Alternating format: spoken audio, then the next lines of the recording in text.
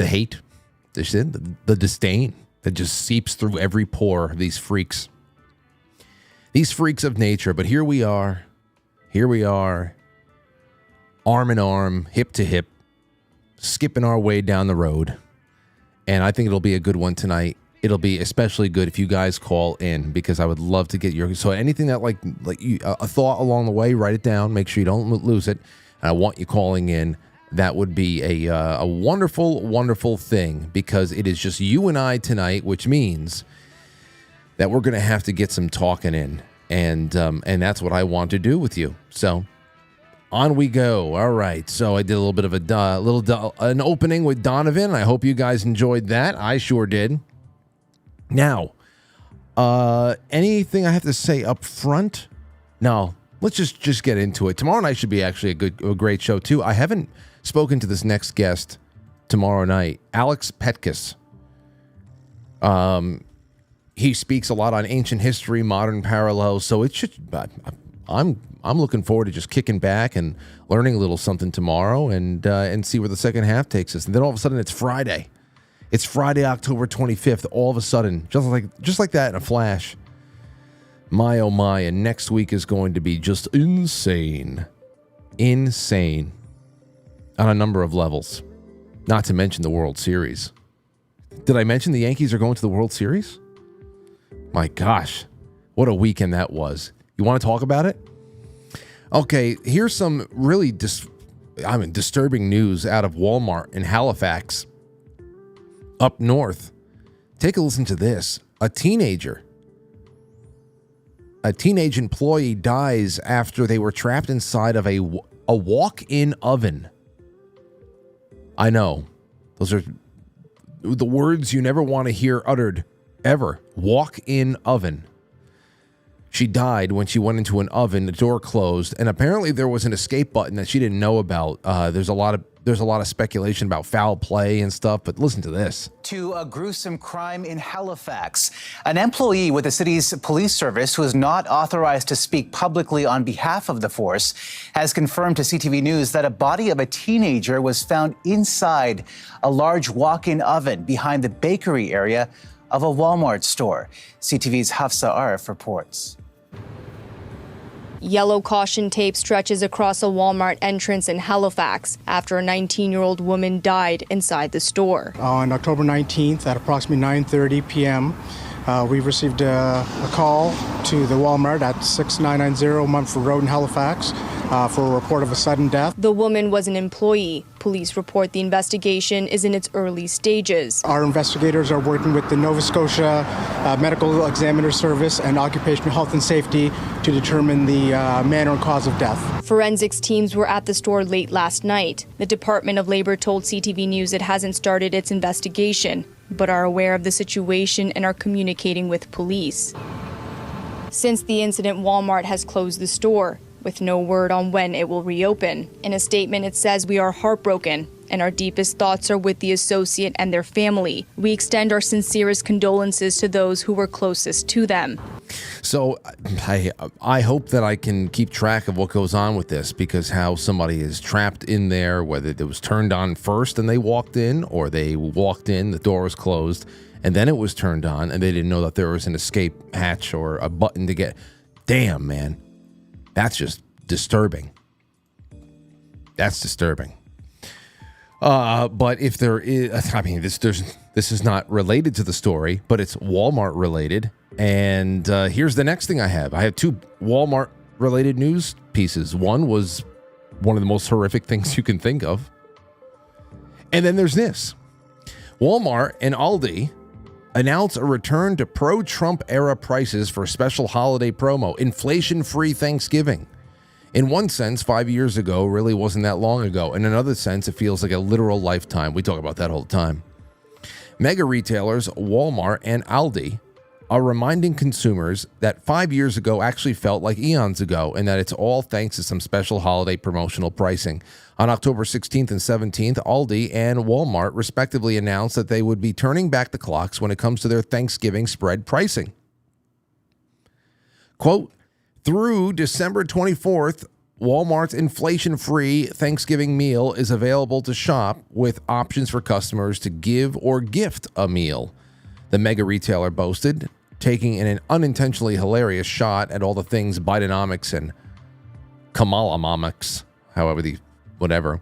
Walmart may not have specifically called back to former President Donald Trump's economy, but the company did boast about its 88 cents per pound turkey deal, a figure that actually tracks remarkably close to the Trump-era prices. So, look out for that. I'm telling you, 2019, that's the year that everybody wants you to forget. They all want you to forget it. Here's one more thing for you before we jump into everything else. And for everybody who's watching on YouTube, hey, everything else held up fine last night during the stream. I don't know why you guys cut off. It's not your fault, but it's definitely on YouTube's end. I hope it happens again. I hope it doesn't happen again. But if it does, for some freak incident reason, go to quitefrankly.tv. There's Rumble. There's DLive. Don't give up, because it's going to be a good one tonight. We want your calls. Here's one from the BBC. Not very surprising. Ex-Abercrombie CEO used power, wealth, and influence to traffic vulnerable men, prosecutors say. Look at that face. The former CEO of Abercrombie & Fitch and his partners have been arrested and charged with running a prostitution and an international sex trafficking business. Gasp. Authorities arrested former fashion executive Mike Jeffries, his partner Matthew Smith, and the couple's alleged middleman, James Jacobson, on Tuesday morning. Federal prosecutors said that the men used force, fraud, and coercion to engage in violent and exploitative sexual acts. Funny how this happens, huh? Mr. Jeffries and his partners have previously denied any wrongdoing via their lawyers, and Mr. Jeffries' lawyer told the BBC on Tuesday that they would respond in detail to the allegations after the indictment is unsealed. A lawyer for Mr. Smith has been approached for a new comment. Abercrombie & Fitch declined to comment on the latest developments. Now, yes, keeps happening. And this guy's connected to Lex Wexner, by the way. So there's all types of lines that could be drawn to Epstein, Mossad, CIA, just like any, and it's just like any organized crime life, I suppose. Any mafioso would admit that in any in an interview setting, if they ever granted one, that in that life, the likelihood of actually getting a peaceful retirement to West Palm Beach is dwarfed by the likelihood that you're going to end up in prison or dead. Now, when you talk about the New World Order, that may seem like it's one of the safer criminal syndicates to rise up the ranks into existence, since it's so high profile, and it's usually not trying to evade authorities because it is essentially an authoritarian monopoly. But, it is a group whose membership includes heads of state, royalty, members of parliament, business leaders, entertainers, gurus, and by and large, the goings-on in the world is kept separate. That world is kept separate from our little rainbow world over here. You remember Eyes Wide Shut? You remember when Bill in Eyes Wide Shut, he goes to the Ziegler's party in the beginning, and he is, he's got one escort on each arm. They've just been like flirting with him, and, Nicole Kidman is off getting seduced by the Romanian art collector or whatever the hell he is. I think Romanian? Who the hell knows? Neurolinguistic programming with a little bit of a Bela Lugosi swish of his hand. She seems remarkably drunk all of a sudden. Anyway, well, this is what Eyes Wide Shut is definitely going to be in Film Club next year. No doubt about it. We're going to have a good time with that one. But Bill is with these two escorts who are kind of teasing him a little bit, and they're taking him somewhere away from the party. And he asked where we're going, and they said we're going where the rainbow ends. And you have to imagine he was about to be formally invited into the big club, probably via blackmail in a back room somewhere, and he was going to leave the world of the profane, which is where we live, to be shown how things really work. Now, it didn't it didn't work out for Bill that night, but he eventually learned the truth in another way. And what did he start noticing after his little scare at the mansion and the party? For those of you who watched the movie, what did he start noticing? He started noticing little things, like the little sections of daily newspaper over there covering the tragic yet easily forgettable deaths of local beauty queens that any one of us would be like, oh, well, that's so, oh, another drug overdose, terrible. But he knows that there's a little bit something to it. So just like us noticing the Long Island serial killer most probably has connections to a larger regional snuff network, or Robert Maxwell probably thought that he had job stability until he went for a swim in the Atlantic. There's that as well. And last winter, we spent a lot of time talking about Danny Casolaro and the octopus. That story is filled with deaths and disappearances of people who no one has really ever heard of because it pertains to a largely unseen world. A largely unseen world that I would have to imagine connects to this in one way or a few. So perhaps the big fish get to play the game a little bit longer than most, the fashion designers, the hip-hop moguls, but when your time is up, it's up, it seems. You know, you made the deal with the devil. Have you seen Harvey Weinstein lately? I saw him shuffling around from courtroom to courtroom, hobbling around with a walker, walking like an old lady on a treadmill with his ass sticking out. And now he has bone cancer. I read yesterday. Man, that guy was upper echelon with friends in all the right places. Certainly knows some shit. And even now, he isn't saying anything. Clinging to life. Clinging. Desperately. So, yeah, there you go. Ex-Abercrombie CEO used power, wealth, influence to traffic vulnerable men. I'm sure it's just because he was horny and there was nothing else going on.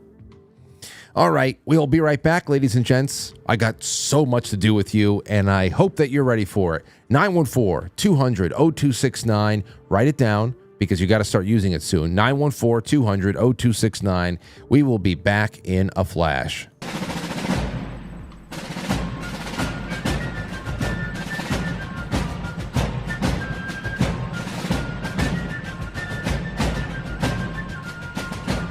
You let one ant stand up to us, then they all might stand up.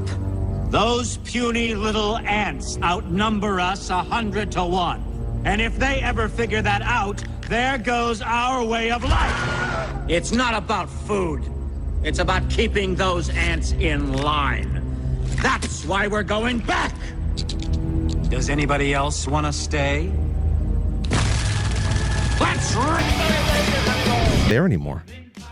All right, well, I'll just go. I'll go like this.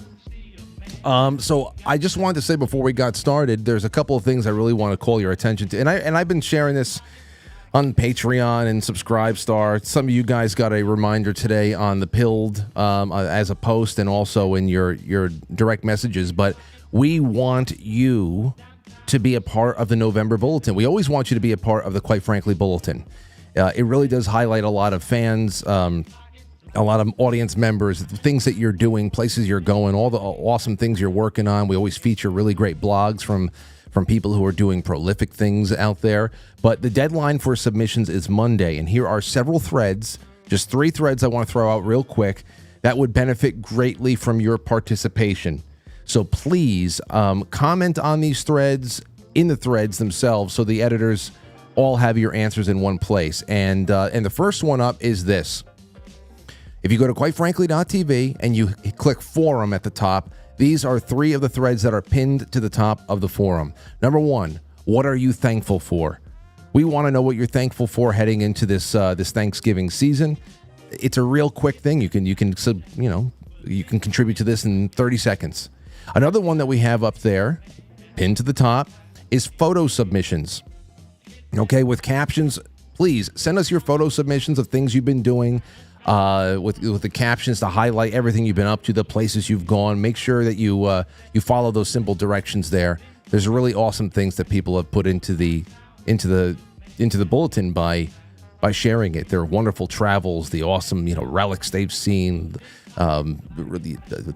places of historical significance in this country and other countries, and then finally, Finally, on the same forum, there is this Thanksgiving recipes. Ladies and gentlemen, please, you have until Monday to get as much of your submissions in there, and we want them all, because then we're going to start collecting stuff for Christmas bulletin for December. We want some of your favorite Thanksgiving recipes to highlight in the November 4th edition. So please go and check them out. Thank you, everyone. We believe that the best part of the bulletin is the way that it highlights you, and it's been really fun so far. And they only get more and more beautiful as time goes on. So please go do that. All right. Are you ready? Are you ready for the big surprise? Because this one killed me. I don't know how Trump is going to be able to recover from this. It's bad. Here we go. We're going to start with Mediaite, so you know it's good. Headline: Trump reportedly raged at American soldiers' funeral bill. It doesn't cost $60,000 to bury a fucking Mexican, he supposedly said. So they're going for the twofer with this first part, okay? This is a two-part October surprise. The first part is an A and a B.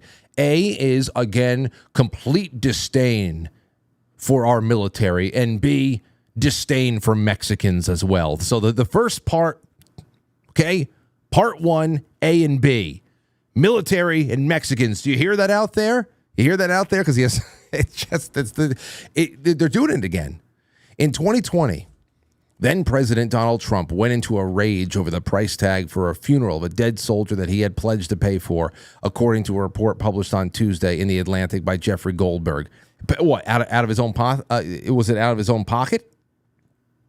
Private Vanessa Guillen, a soldier at Fort Hood, was beaten to death by a fellow soldier and his girlfriend in April of 2020. The girlfriend burned Guillen's body, which then was discovered buried near the base 2 months later. Terrible story. Trump invited Guillen's family, or Guillen's family, to the White House and pledged to personally help them with the costs. Now, you know, $60,000 means nothing to him. Okay, especially since he didn't take it, and he wasn't taking salary, nothing. This is all so ridiculous. It's unbelievable. If I can help you out with the funeral, I'll help. I'll help you with that, he said. I'll help you out financially. I'll help you. The family's attorney responded that the government would foot the bill. That's good, Trump replied. If you need help, I'll help you out. The Atlantic noted that memorial services for Guillen was held 2 weeks after the meeting, followed by the funeral and burial. 5 months later, the U.S. Army concluded that there were several leadership failures at Fort Hood, which had been a tough assignment for women soldiers. The report irked Trump, who was miffed by the punishments doled out to the base's leadership. Then, less than a month after losing the presidential election, Trump asked how much Guillen's funeral costs.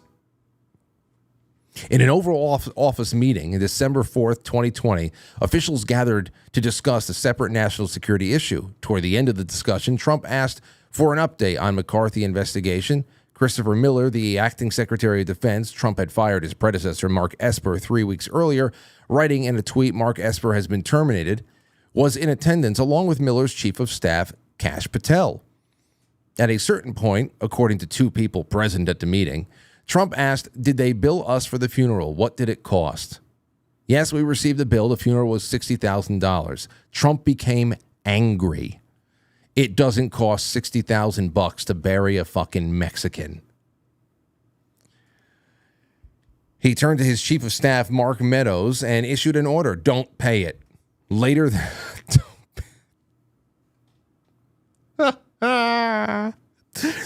that day, he was still agitated. Can you? He was still, yeah. He had just had the election stolen from him, and he's getting crazed over how much the government foot for a military death on an American base. Right. And remember, these are the same people who came up, the same types of people who generated the story that on January 6th, Donald Trump tried squeezing through the peephole in the beast to strangle a Secret Service member. Okay, these are the same people, and they created a comic book for the people who have impaired imaginations. They needed to actually see a visual of Trump sweaty, trying to squeeze through a little peephole to strangle a man. Oh, my gosh. But that's not all. That's not all.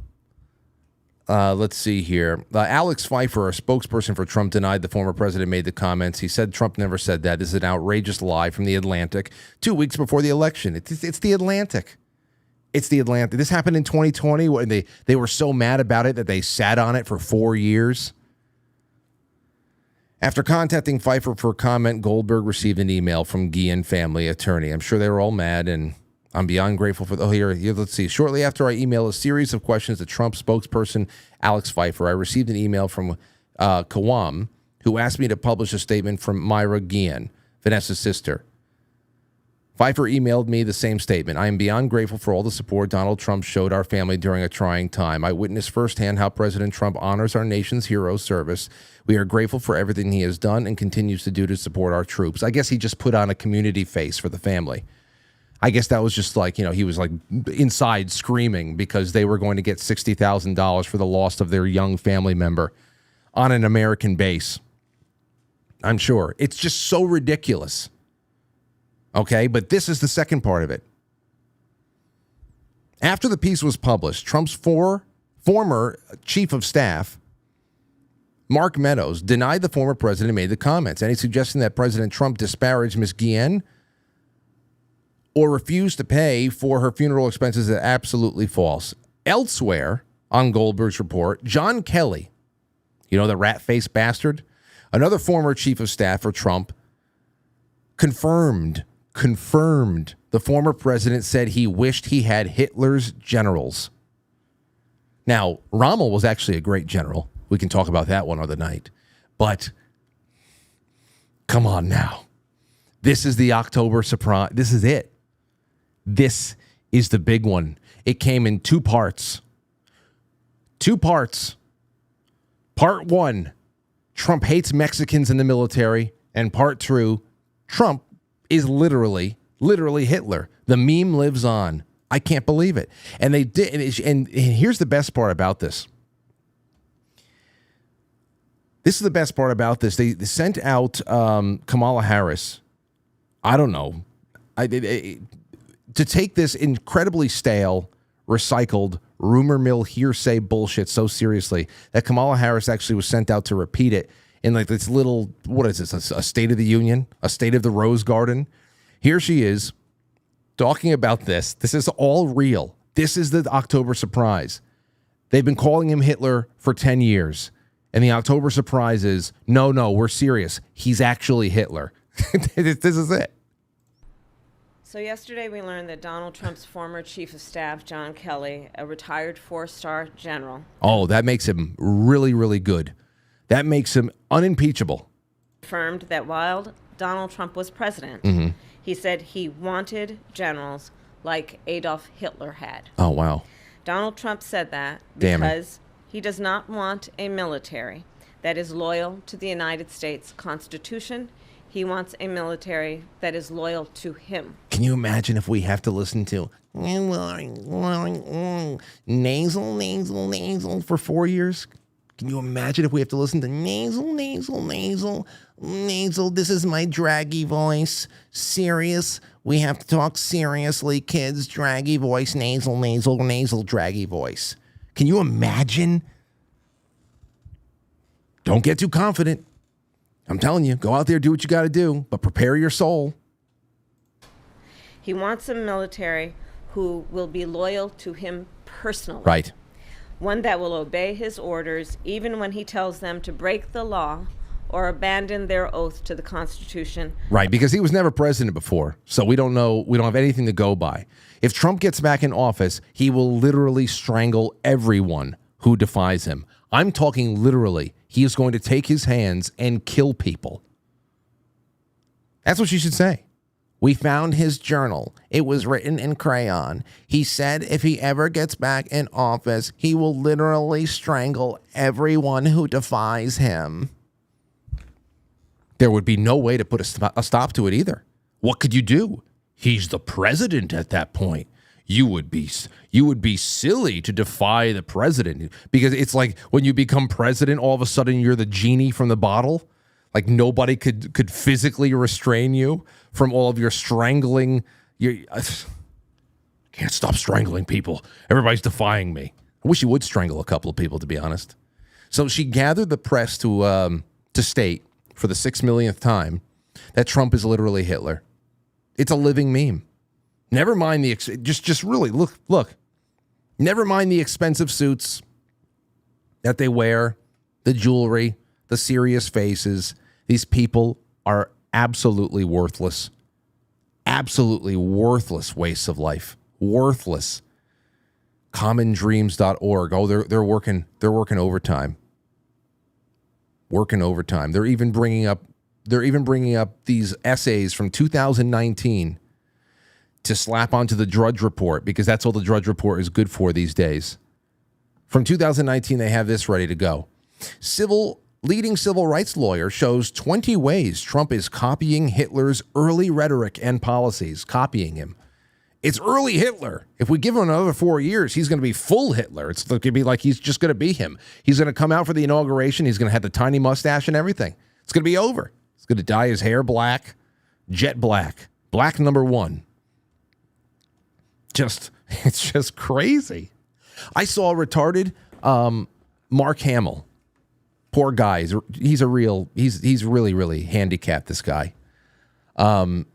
He was on Twitter begging George W. Bush, among other people, begging George W. Bush, imploring him to endorse Kamala Harris, to put country before party, as they say. How ironic that is. And I immediately had a flashback to Sociology 101 at Manhattanville College. Even though I wasn't very politically invested at the time in anything, it would be a few more years after graduation I actually really gave a shit about stuff. But even though I wasn't very politically invested at the time, every teacher I had, for whatever memory there was, because people weren't driven. Obviously, there were biases. There's plenty of bias, plenty of it. But it wasn't like today, where everybody's literally like preachers, street corner preachers, just shouting into the. I mean, it's it. I had a couple of sociology teachers and a few others, save for Professor Bowling. He never went there. He just got to business and did his thing, and he's a fairly conservative guy. They all found ways to refer to George Bush as being part caged monkey, which was very common to call him a monkey. And I believe, again, I'll agree. He is a worthless monkey man. I agree. But I'm coming from a different standpoint. They're coming from a knee-jerk, I'm a Democrat standpoint. Part caged monkey and 100%, you guessed it, Hitler. That's it. Monkey Hitler. That is what we got with all the George W. Bush detractors who were just coming from a two-party duopoly standpoint, not anybody that's going any deeper into what the Bushes actually mean and what this whole thing means. You know, these are just really just impaired, disabled people. I remember going to like Ozfest in 2004, and it was either 2004 or 3 or 5. Whenever Ozzy got together with Black Sabbath again to headline, and we stayed around for that one. And when they played War Pigs, it was just marching Nazi brigades with slow dissolving images of George Bush. It's just the way it was. Green Day with all their bullshit. I mean, listen, even Mitt Romney and his marsupial face was called Hitler as well in 2012. Mitt Romney, who is now like a Democrat darling. Okay, the only senator who voted for removal of Donald Trump in early 2020.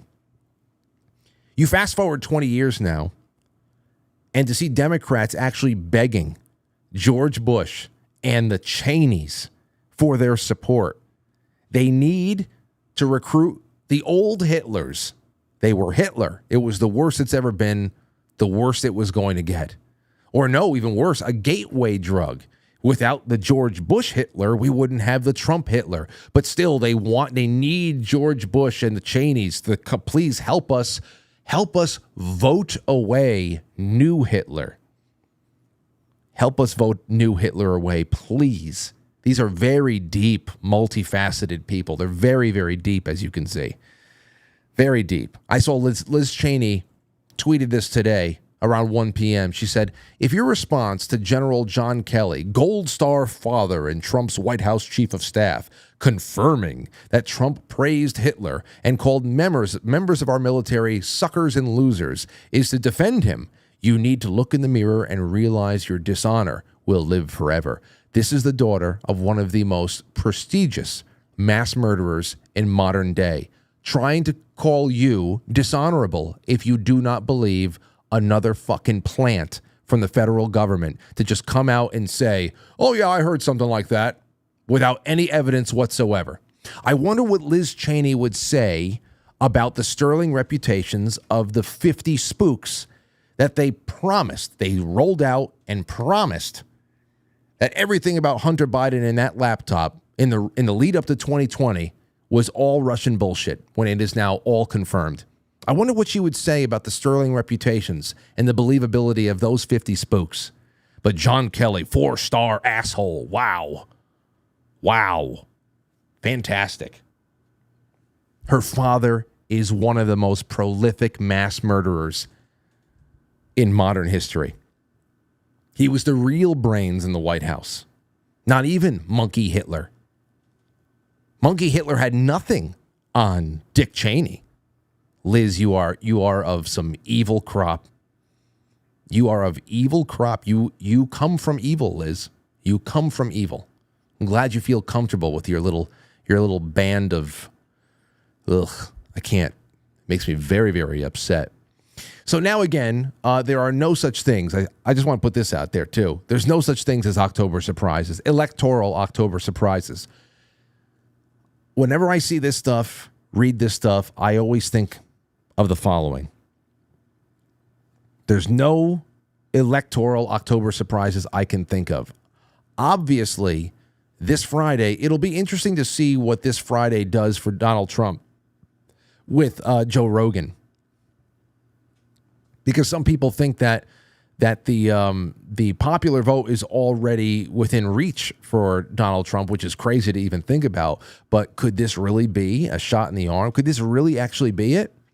Could this be an October surprise? One of the last media events that you have on the calendar is to go on one of the biggest shows in the world. And could it really move the needle in a way? It may. It very well may. And we know Kamala Harris is not doing that because, of course, why? Why should she?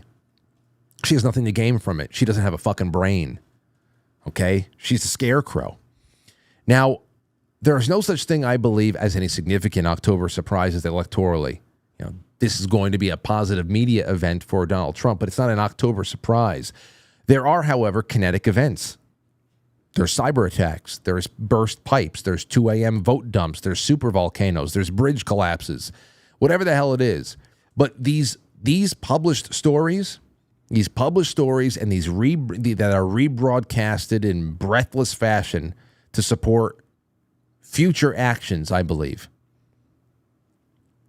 That's where I believe that all this is.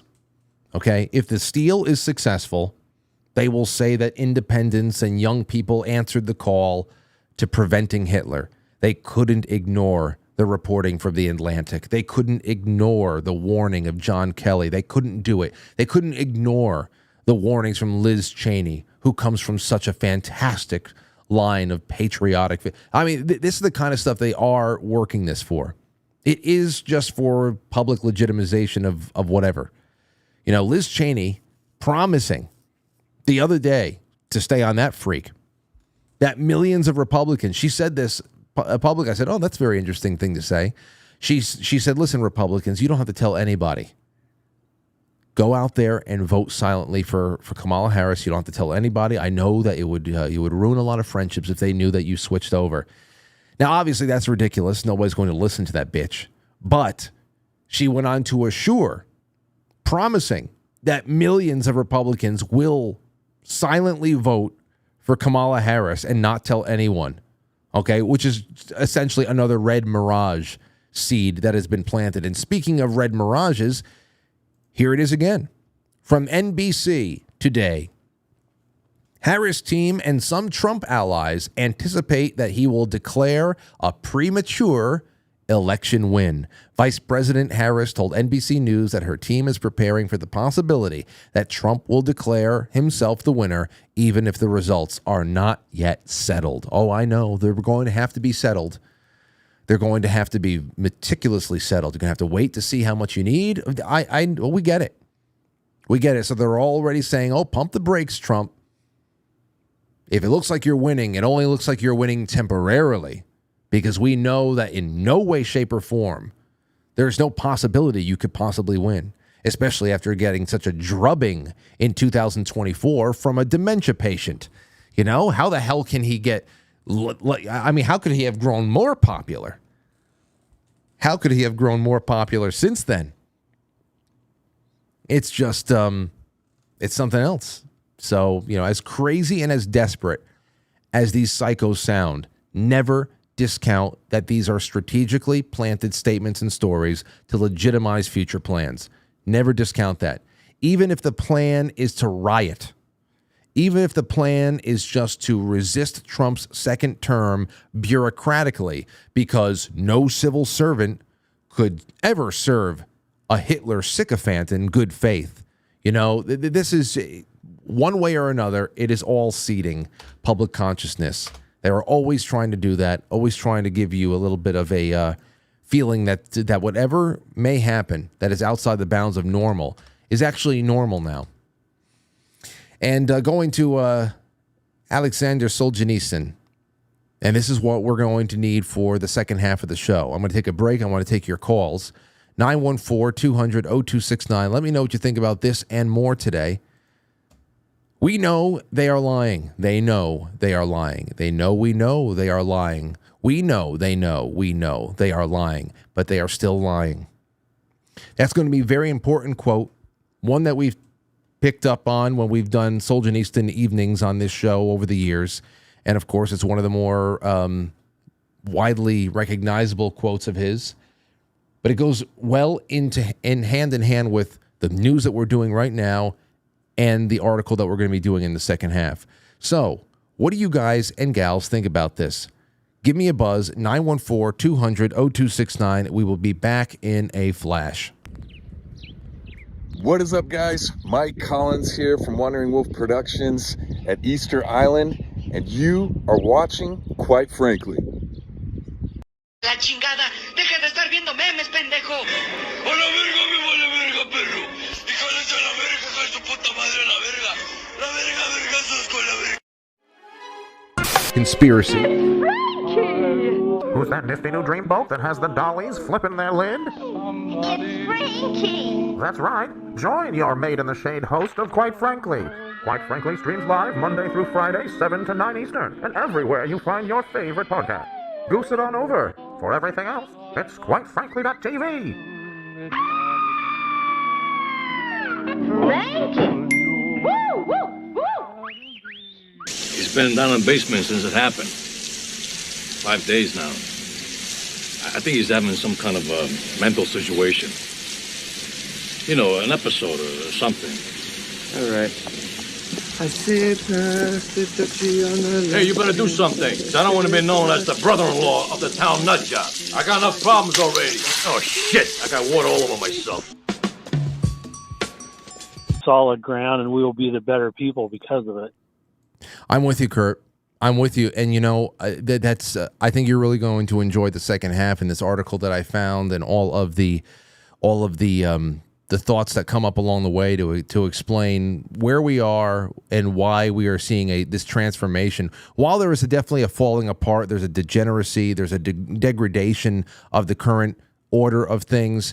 And while a lot of people who are overseeing the controlled demolition of the current order hope that they have a firm stake in what is rebuilt in its place, as you say, and as we will hit on again, I believe that it's not going to go their way over time, and it's just not going to go their way. It can't. Yeah, they're going against it's just bad, and the inertia alone. It's going to be fantastic. I think. I hope we live to see it. And not to say that we're going to be killed by it. I'm saying that it just might take a couple of generations. But what we are a part of right now is going to is planting seeds for inevitable victory, I'm sure. Well, and meanwhile, in the process, we have to be sure. I can't quote it exactly, but when you're fighting the dragon, do not become the dragon. Yes. And so that takes all of us to stay grounded in the truth and to keep our feet. I'm from Iowa, so we believe in the soil here. We keep our feet on the solid ground, and that nothing better than an oak tree right now. I'm looking at one actually, and it's just coming back to those things we know to be true are so important during strange times, strange headlines, and liars all around us. Well, Kurt, I appreciate your call, and I really do think that you're going to enjoy the reading in the second half. I appreciate it. Thanks, Frank. All right, have a good one. Let's go to 310. Is this Chad? Yes. How are you, Chad? Welcome aboard. Oh, good. Thank you. So what's on your mind? Well, I was wondering if Frank's going to have, he had kind of a young buddy that was really great with political polls and stuff too. Like 4 years ago, he had that. I was wondering if he's going to have him back on again. Young buddy? Are you talking about Rich Barris? Yes. Yeah, that's him. Are you sure? Okay. Well, let me go get Frank. Hold on a second. Give me a second. Okay. Wait a second. Let's do that. There we go. All right. We'll be right back. Hold on. Come to the show. How are you? Great. Long-time listener, first-time caller. Well, I love getting first-time callers. So you were asking about Rich Barris, if he's coming back. Is that who you're talking about? Because I only have one real professional pollster who has called in, but he calls in pretty often. So it's I don't know if that's the one you're talking about. I think so. 4 years ago, you had him on once a few weeks before, and then I think you had him on the night of the election.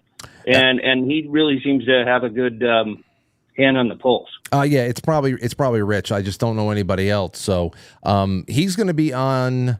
I think I'm trying to get him on maybe either next week or the week after that.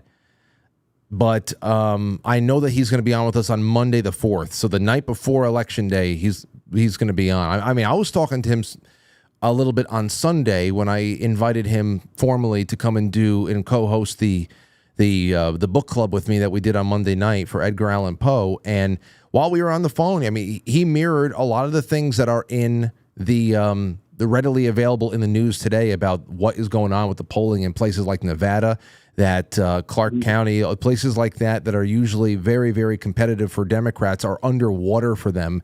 And that there might be a couple of different paths to 270 for Trump just based on how he's doing in places like Nevada. So it could be very interesting, and barring the usual level of criminality that we're all expecting, I don't know. It should be something to behold. Right on. That's what I was thinking, because I just he seems to be the real deal, and I just don't trust any of the polls that are out there. I hear them all. I can't believe that they say Trump's up by 1.5 points. He should be up by about 55 points. Well, should means nothing in this world, Chad. Should means nothing. We know what should be happening most of the time, but is it for what reason? Why? I don't know. Is that all you had for us, my friend? Well, that's it. I look forward to it, and keep up the great work. Thank you, sir. Have a good one. There you go, Chad. I don't know how people don't know at this point what the deal is, but let's take another one. 321, you're on the air. Go ahead. Hi, Frank. Thanks for taking my call. It's Patrick. Hey, Patrick, go ahead. Hey, what was I going to say? Kamala's got no October surprise. We already know everything about Kamala. What was I going to say? Shit. You got me by surprise here. Oh, I did? I called you out of nowhere? Yeah. Hang on a sec. He's going to get mad at me if I don't know. Hang on. What I wanted to say was whatever happens this election, Trump's going to win it come January. He's going to be inaugurated for sure. But we're in for a shit show between that whole couple months coming forward. But I think it's a great sting operation. Russia's taking down their deep state. I actually believe Xi is taking down his deep state at the same time. Even this fat boy North Korean dude, he's taking his shit down too. So I'm trying to put a white pill on spin on this, and I'm trying to. But I think the United States is the last call for their color revolution to take place, and just stay strong and go ahead and vote. Okay. Do what you got to do. Well, thank you. We're going to get through this, brother. Okay. Thank you, Pat. Thank you so much. Go out and vote, because everybody's taking down their deep state, so why shouldn't we? I don't know about any of the Xi Jinping and the prospects of China being freed from some sort of a deep state when communism is a hulking, inescapable deep state. So what are you going to? It's going to be a cleaner form of communism. I don't know what the hell that was about. North Korea, I really don't know anything about. Russia, I don't know. Better than they were when they were the Soviets. Again, I have no real. I root for the United States to fix its problems. I don't want to live anywhere else. But yeah, I got to stop calling people right in the middle of them. The middle of their lives. Everybody's always so on. And when I pick up the phone and people don't expect me to pick up, they're like, "Oh, you caught me off guard." I said, "Oh, I did." 541. Hello.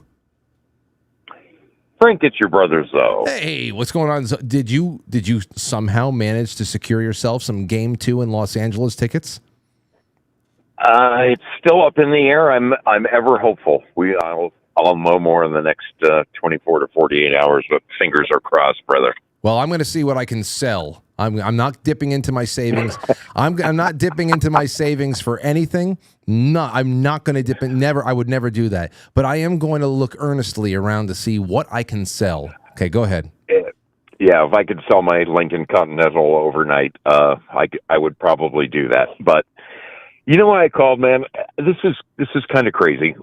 In my area here in my county, we have a Republican National store where you can go in and you can buy everything from Trump yard signs to full life-size, cutouts of the president and Melania and all. In Southern Oregon here in my local area, Jackson County, we have had Trump signs. The Trump signs that are up, they have been up for 5, 6, 7, 8 years now. And just recently, in like the last 2 weeks, out of nowhere, Kamala signs are popping up absolutely everywhere. I think that they are giving them away, to be perfectly honest with you.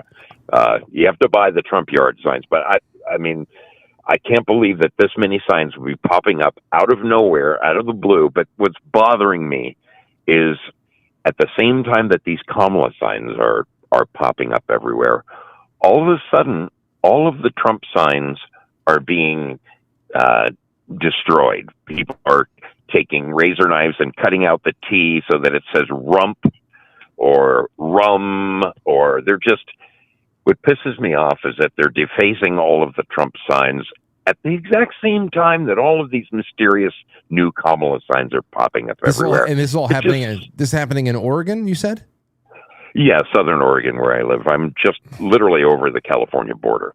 So it's just, I mean, this place is solid red. It is solid red down here. So it just shows the mentality of the left. Why do they have to? I mean, they just have to go destroy. They have to go destroy all of the Trump signs, and I don't know. It's like it's going to make a difference here. Listen, in Oregon. Here's the thing: when I drive around, and if I see signs up that I don't like, I have little tiny fantasies for myself of what I would like to do to them.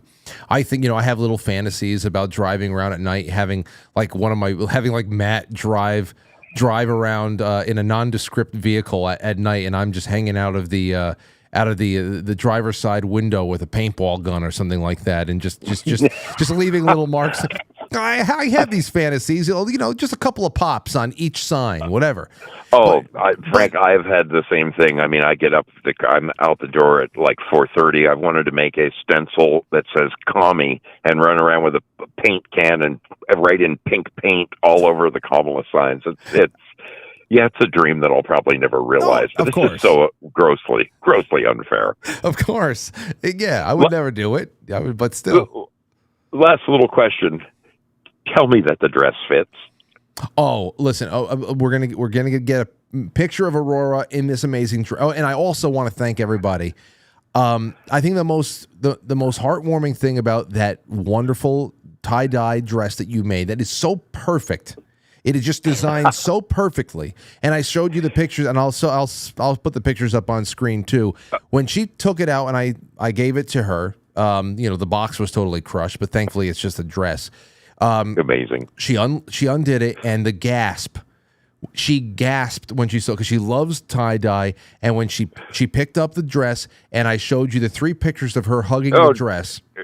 She was holding it like a little teddy bear or something. It melted me. So I can't wait to get her in it, and I'll put a picture out there. And when I read the card and how many screen names, how many people from the chat room I recognized, thank you guys. You made a little 4-year-old girl very happy with a very simple thing. She just likes tie-dye stuff, and I don't appreciate. We had a blast doing it. Listen, she's already 4. I don't appreciate this to be a national holiday, September 14th every year. But for these last couple of years, people have been very, very supportive, and they've made her feel very special. So thank you. Fantastic, my friend. We'll talk to you soon. Yeah, you got it. Take care. Be well. See you, buddy. See ya. All right. Okay.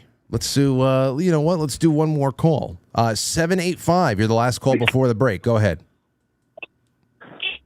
Good evening, Frank. It's the Sentinel. Hey, Sentinel. Go right ahead. I wanted to follow up on the comments you were talking about how the Uniparty is back to former Republican presidents to get them to glob onto the machine and denounce Trump when they were previously called Hitler.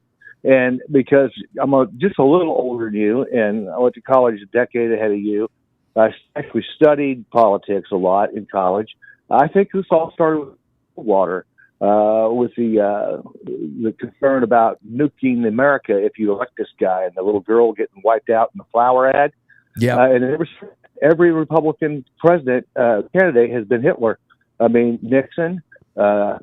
They didn't really go there with Reagan until after the first term. And then, my former senator, Senator Dole, and then from then on. So I just know that I knew that all along, and I appreciate you bringing that out. And I just wanted to share that this has been going on a long time, and they're really desperate when they go to Hitler. If you go to Hitler in your argument, you're out of ideas and you have nothing else to offer. But thanks for this show. That will Sentinel. Think about how much worse it is than that. When they already were at that level of desperation, 8 years ago, that he was going to be Hitler. We can't let him be president. Then he becomes president. We had 4 years of Hitler as president. Nobody died. And he went away. And for the last 4 years, we have to prevent Hitler again. And then this is the October surprise prior to his last attempt for re-election, is that he is literally trying to fashion a military junta around him that is similar to Hitler. This is after all this time of that being they're a one-trick pony. And what they do, they beat the pony dead again. It's just they bring the pony back to life just to kill it again. I don't understand them. All I know is this latest episode from the Atlantic just made it lower than the Inquirer. So wipe your ass with that. Wipe your ass with that. All right. Thank you, Sentinel. Thank you. All right. Take care. Ladies and gentlemen, don't go anywhere. Your calls have been absolutely fantastic. They are much needed. It is a talk show after all. When I come back, I want to talk about the rise of humility. It goes hand in hand with what we're discussing. We've got them, but now let's talk about us in juxtaposition to them. And when I get back, I will first spend some time reading a little bit of your super chats, and then we'll get right into this because I'm sure that the calls that will follow this will be just as amazing. Don't go anywhere. BRB. It's intermission time, folks. Time out to press the like button. Thank you. Quite frankly.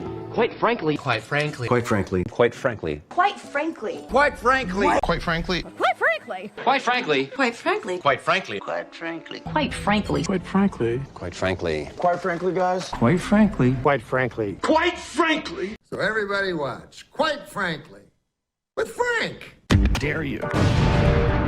For sponsorship special is on the Postcard Club. As you know, there are now only 4 spots left on Patreon.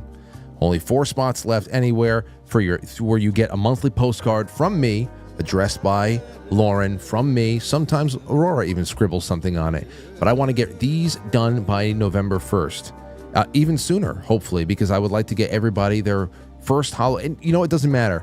If you sign up before November 1st, we will send you out a Halloween postcard, even though it'll come just a little bit late. Doesn't matter, because you got to be on for the Halloween postcard, for the Thanksgiving postcard, the Christmas postcard that comes out, and then all the new year.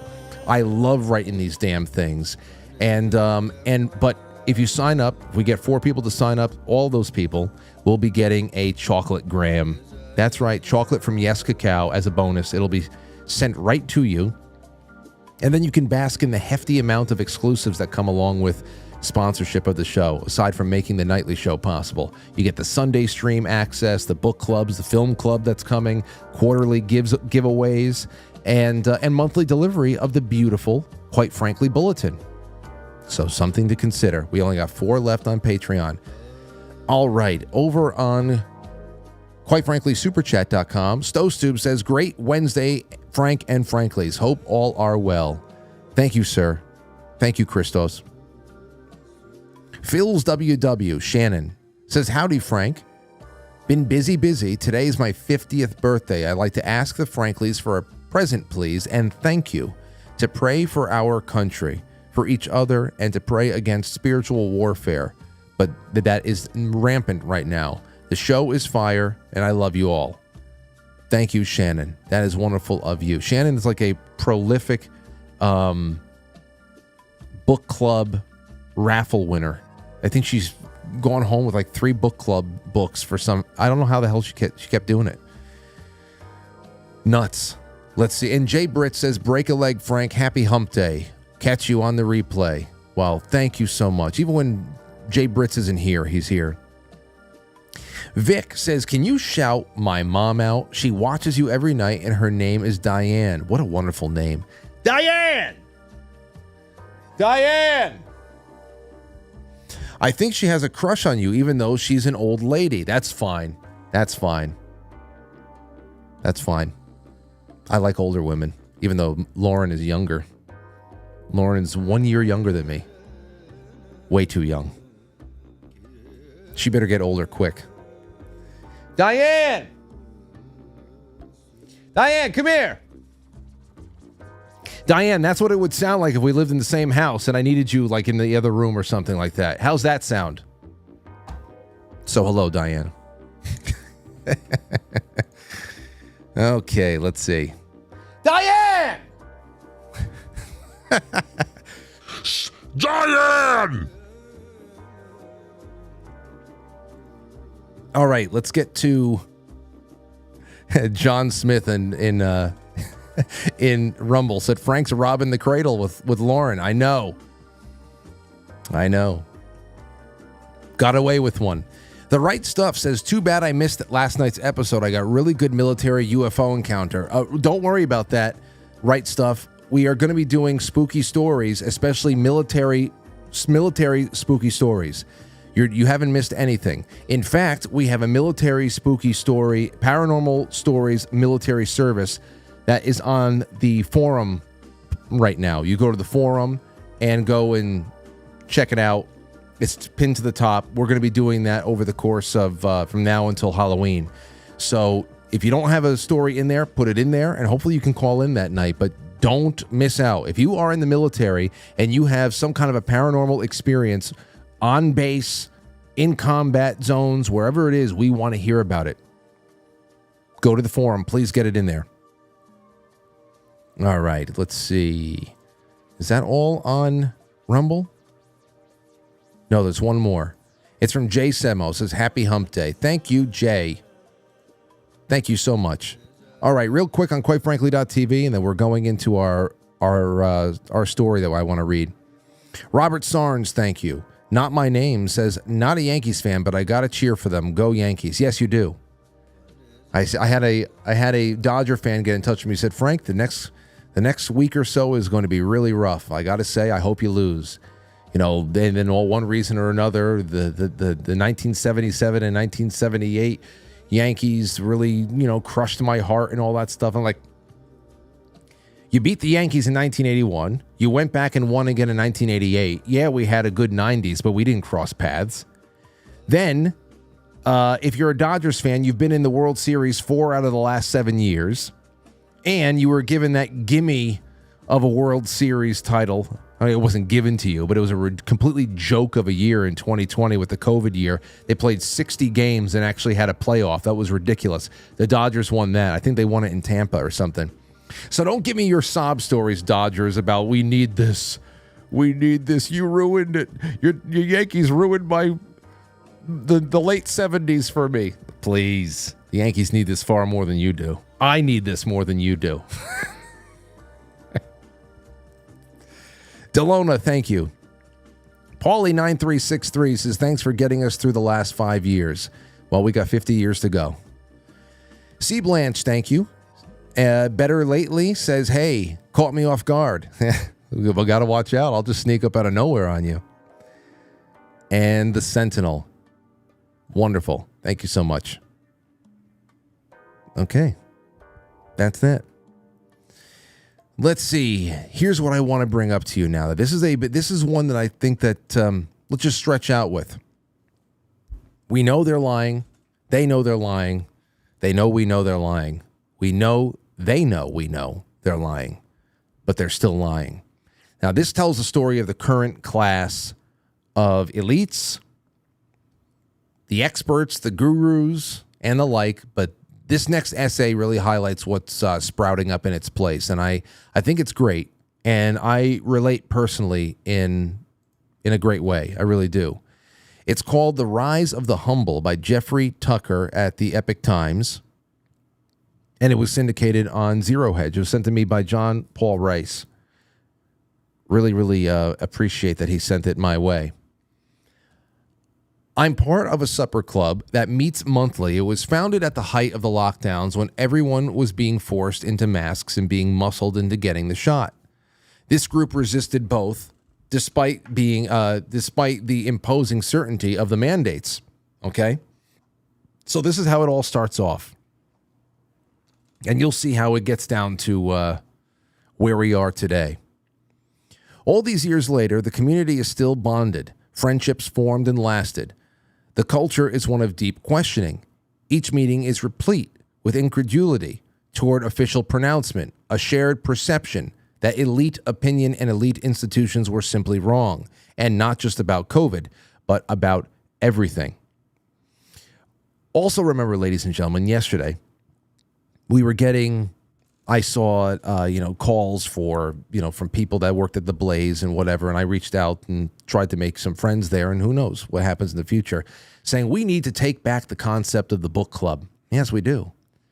Yes, we do. And we shouldn't throw away the concept that sports, a lot of people like throwing sports ball as a, pejorative out there because somebody who still enjoys athletics. Hey, do you still enjoy being patriotic, even though your government has been infiltrated by demonic charlatans?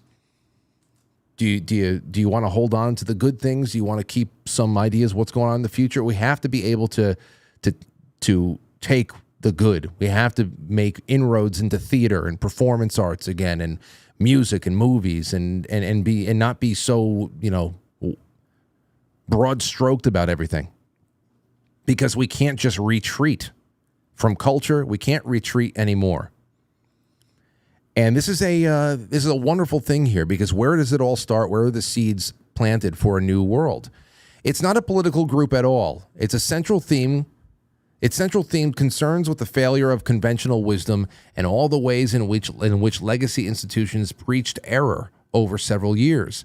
These days, as all the polls have revealed, the view is widely held. Many of the most pressing trends of our time are about dislodging an old elite in media, in corporate life, in government, and replacing them with people interested in new ways. I've noticed a common feature among many of the rising stars that are displacing the falling stars of the old elites. They are much more humble about what they know and what they do not know. They are happy to admit it. The days of I am the science and we are your source of truth seem to be ending. The guru scientist and the soothsaying academic have fallen from their perches of influence. Replacing them is a new generation of thinkers who are happy to admit what they do not know. The other day, for example, Tucker Carlson said that he often feels what is called imposter syndrome.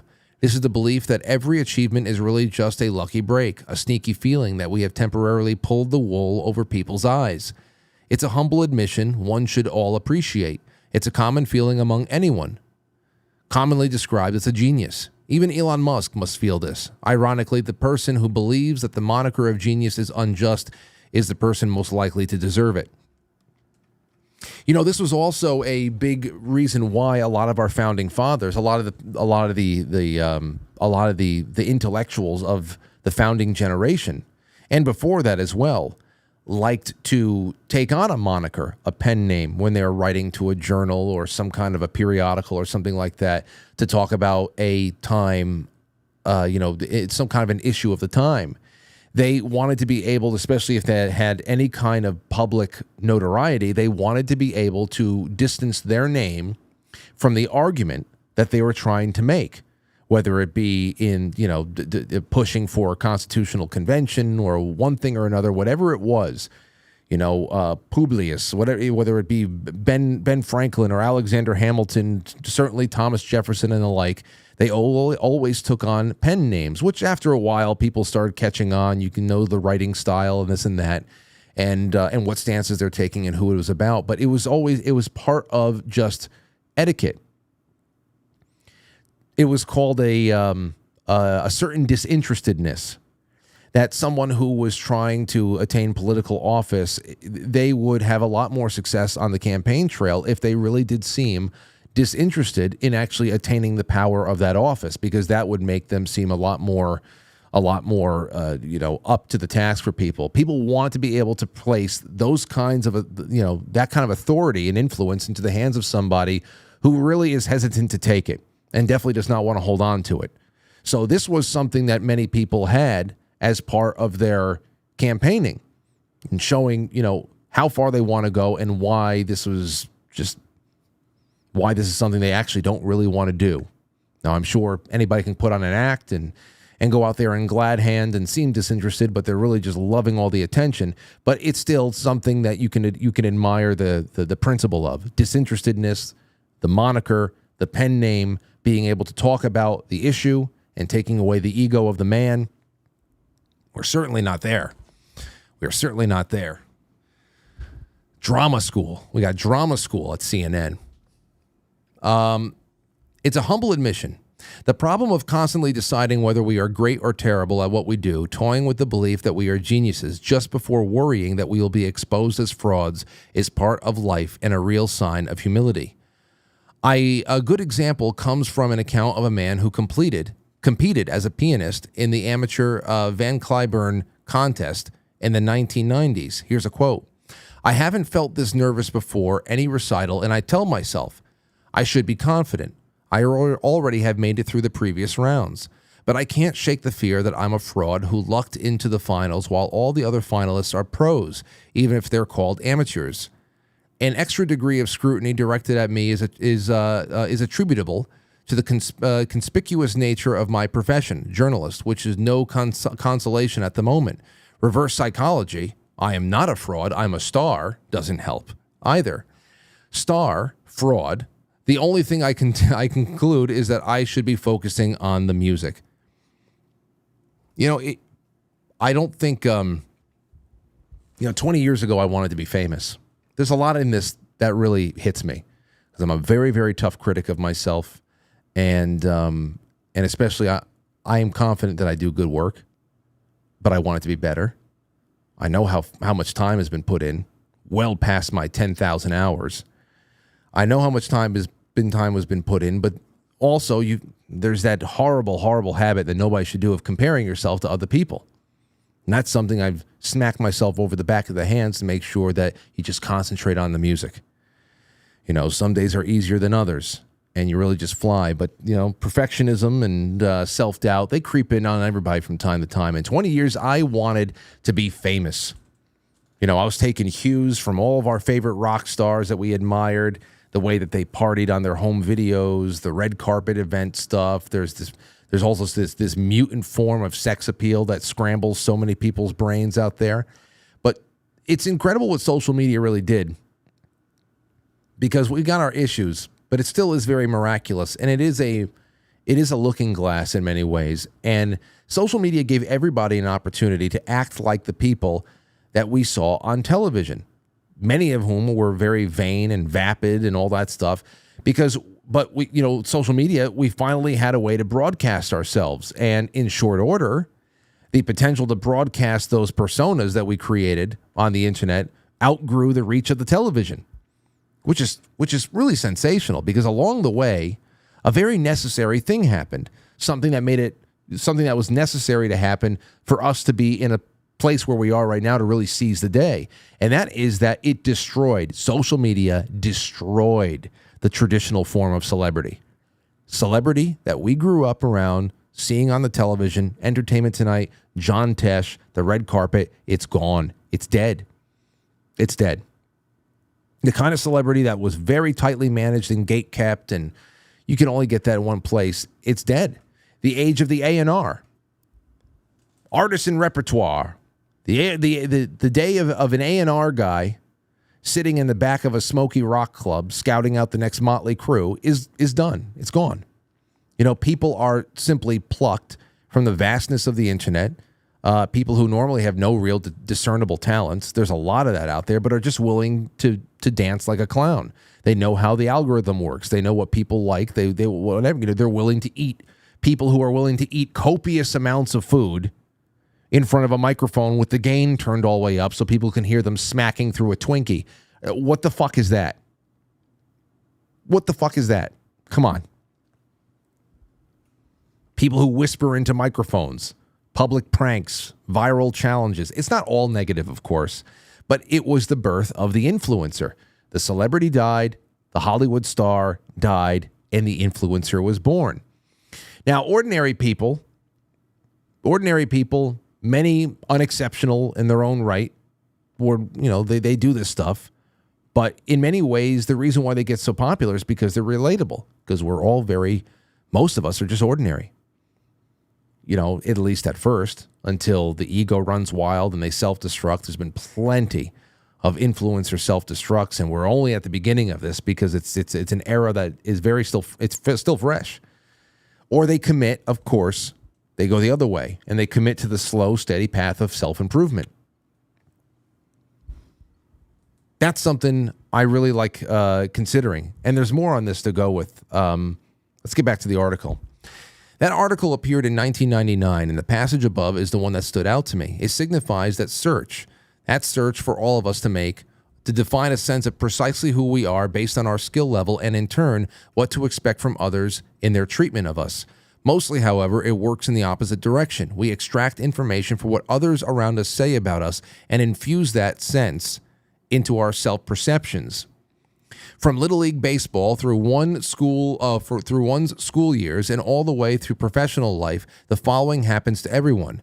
You do something amazing, everyone sings your praises, but now you have a new problem. Expectations are newly high for your performance. This is especially true if you have won or received a promotion or a raise. Now you've got to get out there and kill it every time, else you've been seen as undeserving. There's an added problem to being perceived as a genius.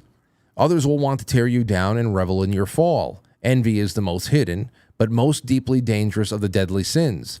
Those who envy victims are almost always surprised because they were expecting their achievement to be followed by accolades and promotion, not resentment and nefarious plots. But the only way to avoid envy is intolerable, never to be excellent.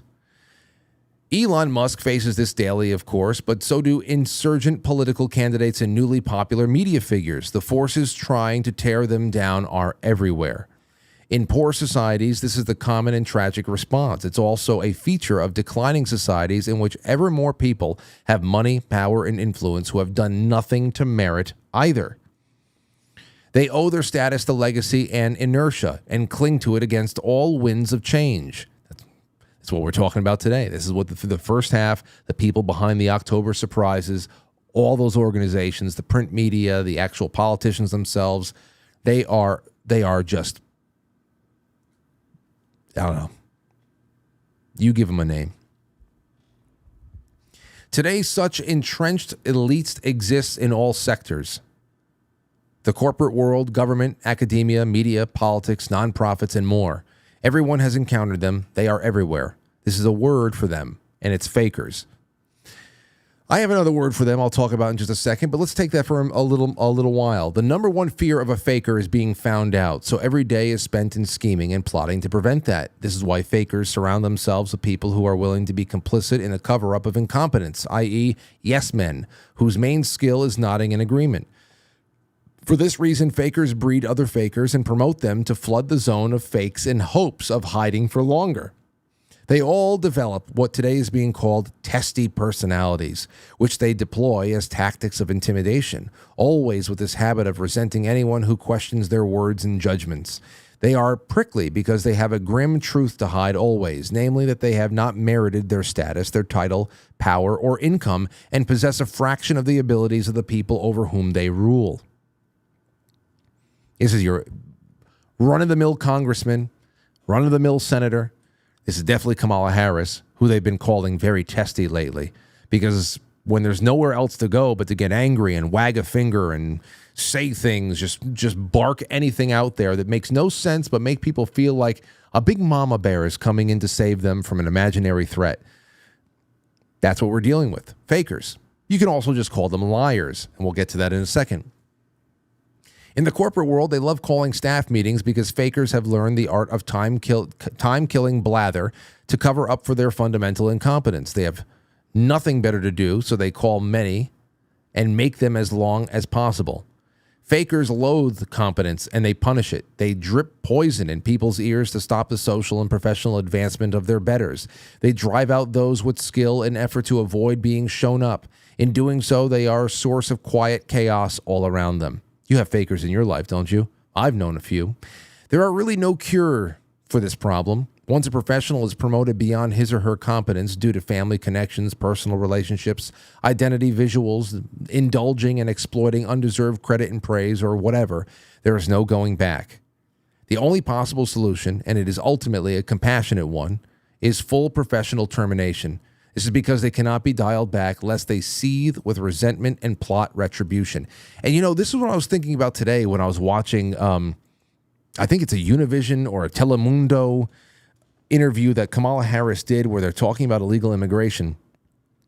And she's essentially admitting that I am not sending anybody back.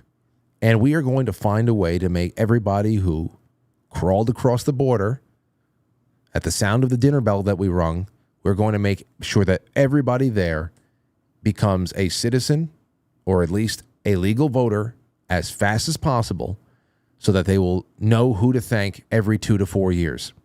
Essentially saying that. In no uncertain terms, that's exactly what's going on. They admit it now. You think about that, you say, okay, well, even if Donald Trump gets 4 more years, 4 unobstructed years, I don't think that 15 million people are going to be brought out of the country, and those are just the new arrivals. Okay, there's a lot more that have to be dealt with, but the fact that you have 2 parties that are left wing, and one of them that is so confident and growing in confidence in their what they feel is a mandate to be seditious, a mandate of sedition. What do you do with that? Why are they allowed to continue to operate here? It's not even about voting them out because they don't care about voting. And they're making long-term investments to make sure that voting is moot. Why are they allowed to hear? Well, why have we given the keys to the chocolate factory to Slugworth himself? It's very strange. Now, over here you say professional termination is needed. Yeah. How do you disenfranchise people that are aligned with a certain party, though? You know, in the 1950s, if you were a card-carrying communist, you had a lot of problems. If you were actually a member of the Communist Party, you had a lot of problems. But that was and is unconstitutional to be able to strip somebody of their rights just because they have really bad ideas. Even if those ideas are really, for them to come to fruition, for them to gain any kind of traction in this country, would be to erase the country. So it's one of those things where you have to just hope that people are educated enough not to be able to fall victim to the false promises of the communist sirens of the deep. But that has not happened because they went for the press. You know, the Bolsheviks went for the press. They went for the schools. They went for the culture. And now we have a bunch of red diaper doper babies, as Michael Savage would say, going on out there thinking that it is patriotic to demand everything being taken care of by centralized government. It's a patriotically American to have the borders wide open and to give everybody that comes across the border a complimentary case of Huggies because they're already 9 months pregnant. It's something else, man. It really is. What do you do? How do you professionally terminate somebody in this position? It's a hard thing. Of course, that solution requires competent leadership in a position to make hard decisions, which is precisely what the fakers are working to prevent. Now, here's the last section of the essay. Thank you for keeping it with me. I like doing these from time to time. It's been a while since we had a reading session together. The imposter syndrome, in contrast, is something felt by every truly competent person. To some extent, all reputations of geniuses are exaggerated. Despite the high reputations of the Wright brothers, Alexander Graham Bell, and Eli Whitney, there is in fact an ongoing dispute about who was the first in flight, who invented the telephone, and whether the cotton gin was actually improved much at all by Whitney's machine. Historians of invention have yet to discover any innovations that were genuinely the product of a single mind. What we find again and again is the phenomenon of multiple discovery, with many people competing for the title of the first. It is for this reason that Nobel Prizes are increasingly given to teams of researchers. It seems more accurate to say that genius is in the air and perceived by many different people in different places, even if that is they have never had contact with each other. F.A. Hayek showed that the highest forms of intelligence do not live so much in individuals' minds, but in social processes and institutions that no single human mind can fully conceptualize. The result is an order that no man can accurately comprehend or describe, much less design. It is precisely the core of his defense of freedom in speech and action. We need this process to be adaptable, to become ever smarter and more reflective of a multitude of intelligences that emerge from human action. So where does this leave us as individuals? All we can hope to do is precisely what the pianist quoted above, saying, I should be focusing on the music. That is to say, do the best we can on the task in which we are engaged. You will have moments of genius and moments of failure, sometimes home runs, sometimes strikeouts. Oh boy, isn't that this show in a nutshell? Good performances and bad. Knowing this is neither a complex nor syndrome, it is the stuff of life. It is perfectly normal to worry that the plaudits one receives are not truly merited. The most successful musicians I've known are not the best. It's just that they work harder to become successful. It's the same with writers, scientists, engineers, or entrepreneurs. They are great because they focus on constant improvement. The natural talents among us rarely blossom because they don't have to work at it. At the same time, seeming disabilities become abilities because they motivate us to overcome them. History will surely record that elite arrogance over the last 4 years has proven to be their undoing.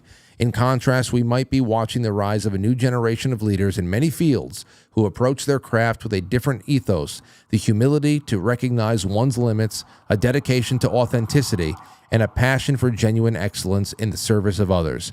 We can hope. Now, there is so much there that I've brought up over the years. Authenticity, that's a big one. I think that's where we are at large. This is where we are at large right now. There are many fakers out there who are angry that they are far less revered and respected than they once were. You know, no one cares about Robert De Niro and Bette Midler. A very small, dwindling group of boomers do. Ben Stiller doing that Zoolander bit with Kamala Harris's gimpy husband the other day. They look like pathetic, flailing children. It's pathetic.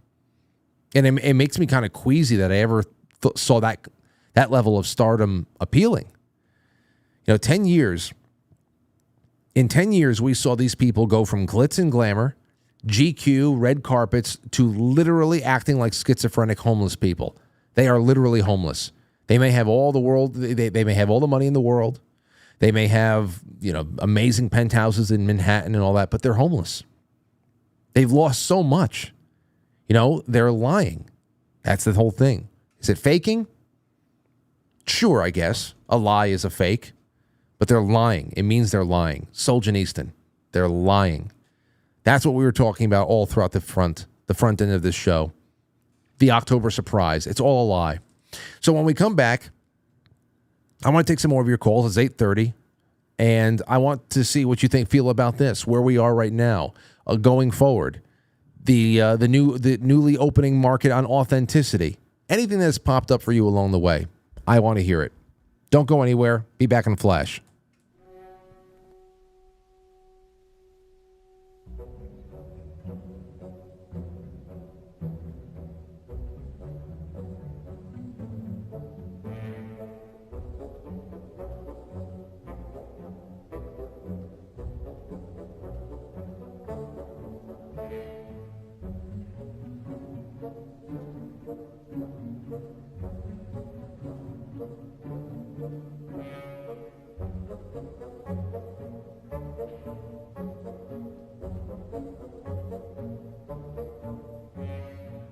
I am Dracula.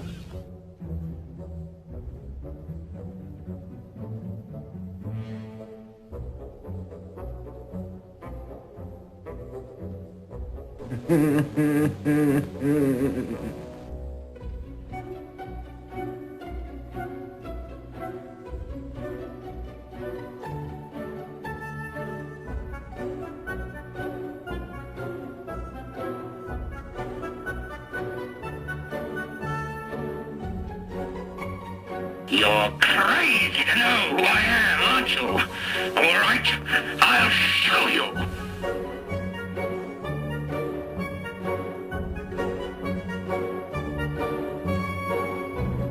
Alive, it's alive! It's alive!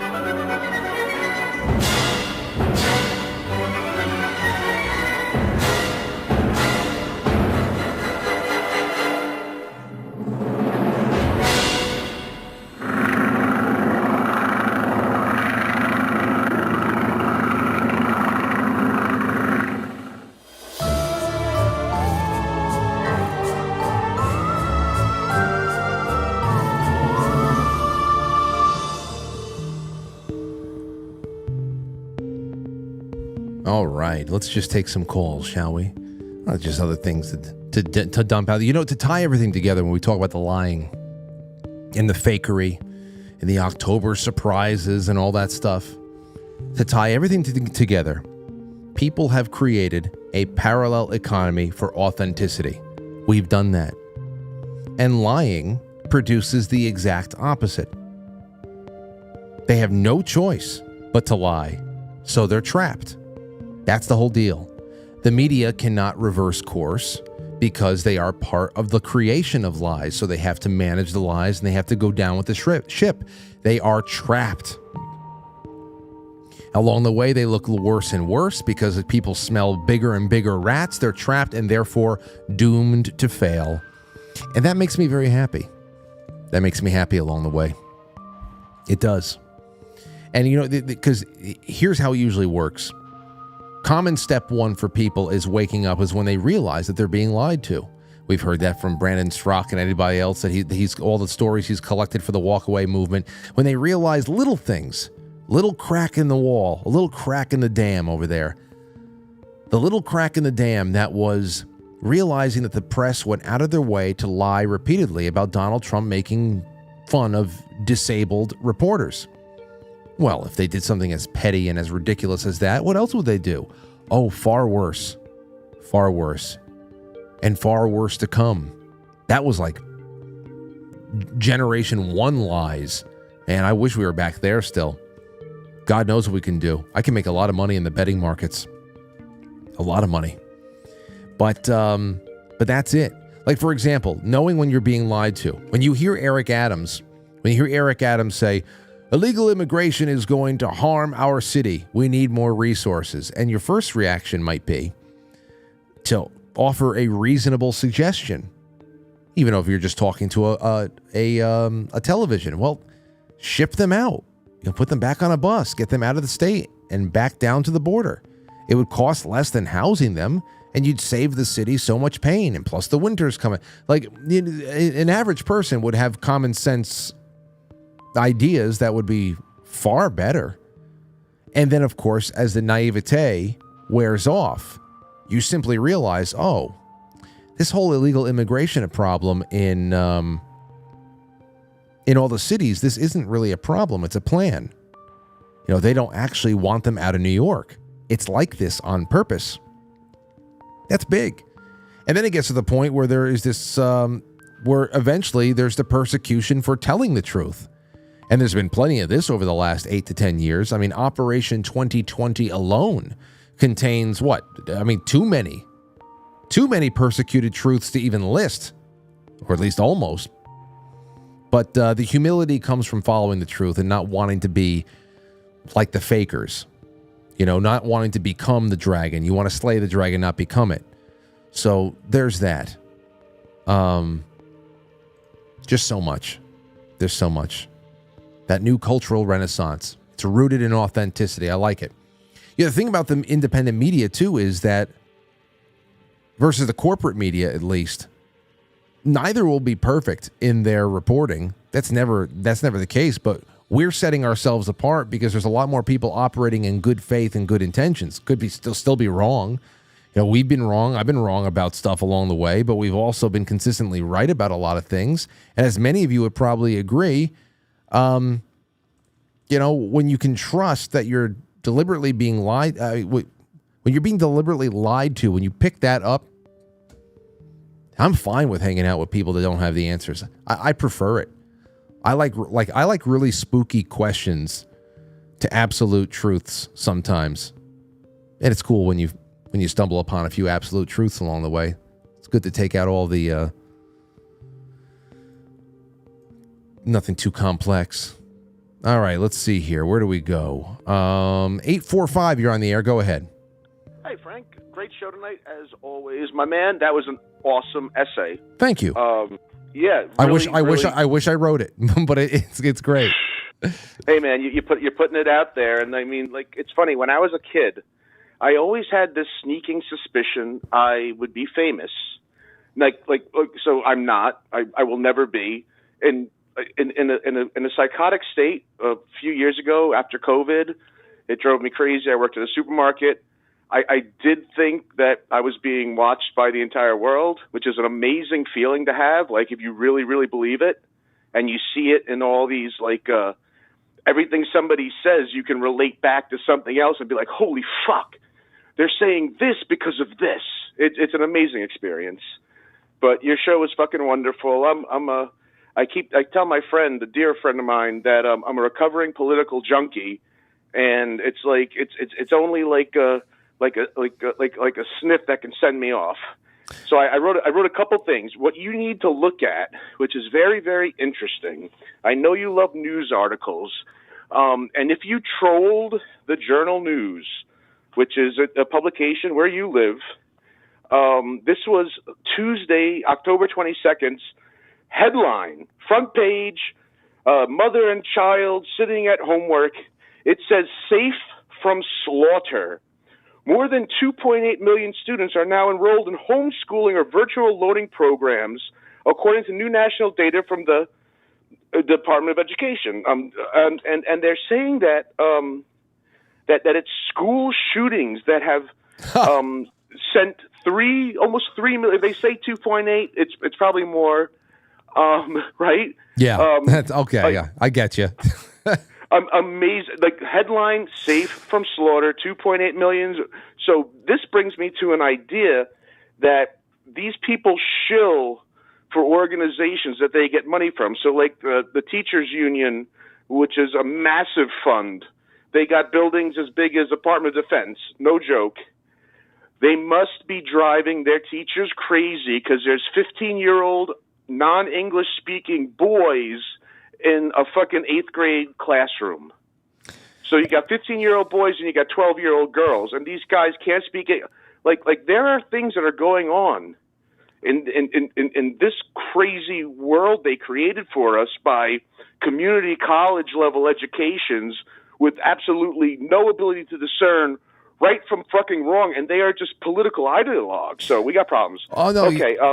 Yeah, and that's a great example of it right there, of just being one of those media fakers that has really no place to go but to continue to lie their way down the line, and it's getting worse and worse. To say that there are now, well, they only say 3 million, but I'm reading that there's somewhere closer to 5 million people, 5 million children in this country that are now homeschooling, and for them to attribute that rise in homeschooling to the threat of firearms in the school. Of these events that Right. are, you know what? I'm a conspiracy theorist. They're highly fucking questionable. I watched Janine Pirro do an interview the night of the shooting in Connecticut, and no disrespect to anybody, but I watched a video. I was concerned. I was terrified. I thought it was terrorists, and it was a terrorist, domestic terrorist. That's what it was. Well, I mean, and before the camera hit her talking to 4 parents, or 3 parents and a sheriff, they were laughing and joking like before you go on camera. Okay, and yeah, they I know. snapped into crying. Okay, I want you to finish what you're saying, but I just want to say one other thing before I go. Sam Vaknin, are you familiar with him? No. Okay, he is a professor of psychology. I don't agree with everything he says, but he is a massive intellect that is a binge YouTuber. Every day he makes a video, but they're all fucking good. But this one is very important. It's just Sam Vaknin. Watch this to make sense of the world. Just YouTube that and give it the hour. He comes up to why COVID happened. Okay. And he really gives us a great idea. Frank, I love what you fucking do, bro. Thank you, brother. It's always good to hear from you, and thank you for helping me out here with some company in the second half. I'm a huge fan. I put your name. I always talk about you, bro. Well, hey, listen, I always love getting calls from you. I know that 845, so it's good to have you on. Take care. Take care, brother. Bye-bye. All right, see you. I don't know if I got an hour. I like a good 15-minute video these days. I can cozy up to a nice 15-minute video. Unless, it's like required read. I don't know. We'll see what happens. I'm sure he'll send it my way. But yes. That's what I'm talking about. The fakers. They have to keep lying and therefore destined to fail. 2.9. The real story is... See, that's what I'm talking about. The real story is that there are millions of children now who are on a different educational path that is free from government ideological propaganda. Okay, and I'm not. And we've had talks about propaganda before. Propaganda doesn't have to be a bad thing. I mean, it actually promotes healthy civic involvement, the healthy love of country and all that stuff, not to necessarily whitewash a country's crime. Like, it is possible for propaganda to be positive. Maybe we'll do that again one night. But when we talk about leftist ideologue, Frankfurt School deconstructionism bullshit, where you're teaching self-loathing, you're not really giving any kind of workable skills to children. You're just talking about identity issues. You're instilling victimhood and oppressor mentalities into people, and just really training people into being malleable, simpleton voters for as long as voting is going to be even a thing. That's the real thing. And the biggest point there, too, is that it wasn't. They've been pushing school shootings and gun violence and all that stuff for a long time. It was started becoming a lot more relevant to people in the mid to late 90s. This has been going on for nearly 30 years now with the pushing this shit. It was an explosion of homeschooling that started especially around 2020. And it was because people were being exposed to just how deficient the curriculum is for their children in school. And they started realizing that their kids, they're having better connections with their children at home. They were getting more specialized attention, that you didn't need 8 hours of babysitting in a fucking place where they beat all of your individuality out of you and try to, whatever. It's and I know that there are schools and school districts that are doing great work out there, but by and large, across the country, many families were starting to realize something's not right, and this is not putting my son, my daughter on a healthy path. And I want to try something new, something that we were doing for a long time. It's like anathema, it's the worst thing you can say to suggest that the Department of Education has done is diminishing returns since it's been installed. Yeah, it distributes a lot of money, but it's unconstitutional and it's not making anybody smarter. How were we an intellectual powerhouse for so long before the late 1970s when we were given the Department of Education, when education was all dictated and what was going on, it was all dictated locally. I mean, that's just people they don't get that. And this is a lot of the red pilling that's going on. They can't let go of it. They can't admit that even operations like Operation 2020, that whole project over there, there's a lot of blowback. There's a lot more distrust in government. There's a lot more people who don't believe what the media says anymore, what doctors, what gigantic medical institutions prescribe anymore, what they ban, what substances they don't want you to looking at. I mean, there's so much censorship and there's so much arm twisting, and it's trickled right down to the curriculum that the average American kid is receiving, is being served up in school. But you can't admit that you're the reason why people are fleeing the schools. No, it has to be something that you can control. Guns. The gun narrative. Right. Makes sense. So, there's that. Let's see here. Oh, it's not even just gun. It's not even just the curriculum too. It's again the programming. You see what's happening with children and gender. Oh, that's a big thing. That's a big thing. We're talking about bedrock issues of humanity when you start talking about the gender bending stuff. 214, you're on the air. Go ahead. Hi, this is Shannon in Texas. Hey, Shannon. I'm a veteran homeschool mom. I homeschooled my daughter from kindergarten through 12th grade, and she just graduated from college. And I just wanted to offer some insight into this generation, Gen Z. My daughter was not exceptional. She was always on grade. I know a lot of homeschool kids like skip grades. She was great. She got good grades. She didn't have an advanced curriculum. My point is, when she got to college, she was so far ahead of the other kids. Whenever they had a group project, none of the other kids in the group project could even understand the directions, much less complete the project. It was shocking. And I know I sound like a mother skunk. A mother skunk thinks their baby doesn't stink, but I really am not. She went on about it, and it was a state school. It wasn't, Ivy League, but it kind of scared me for the next generation. Well, to your point, when you say, hey, you were in direct control of your daughter's education from such a young age and up until the time to leave high school, and to say yourself, well, she was on grade, she wasn't anything, very advanced, but to see where, when you think about what was on grade in 1901, like I have seen those textbooks. Oh yes. my gosh. I mean, every once in a while, every few years or so, we take out one of those 1901, 1910, literacy or I don't know, those exams from school. And you look at them and I'm just like, listen, I'm sad to say that a lot of this confuses the hell out of me. And yes, to think they're so advanced. I don't even think some college kids could do the 7th or 8th grade level textbooks from that era. Well, yeah, and what you're describing to me is that at the very least, your daughter has something that is probably the most lacking in general education these days, and that is basic comprehension.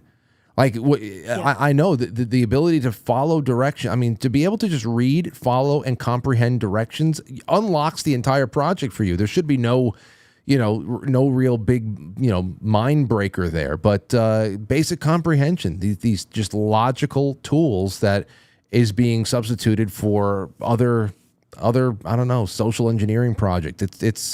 It's sad what I read about, because you're essentially impairing children right when they should be getting ready to enter into the world as an independent adult. Absolutely. And I'm so thrilled that the homeschooling numbers are going up, because I started in the early 2000s and there wasn't near as many, and it was still really frowned upon. And people said all the old, tribes about, oh, what about socialization? As if you want your child to learn socialization from the other little monkeys in the classroom. I know. It's just it can be that kind of environment. It really can. Well, thank you for the call. Thanks. All right. Be well. There you go. There's a homeschooling perspective from Texas. We're all on a journey. We're all on a journey. One thing after another. 8:51. The lying. 951, you're on the air. Go ahead. Whoa, Frankie. How you doing? I'm doing all right. How are you? I'm great. Long time no speak. I hope you've been well. Always. So what's going on over there? In Riverside, California? Oh, not much. Just getting ready for these Dodgers to whoop up on your Yankees. So you think. I don't think it's going to be as easy.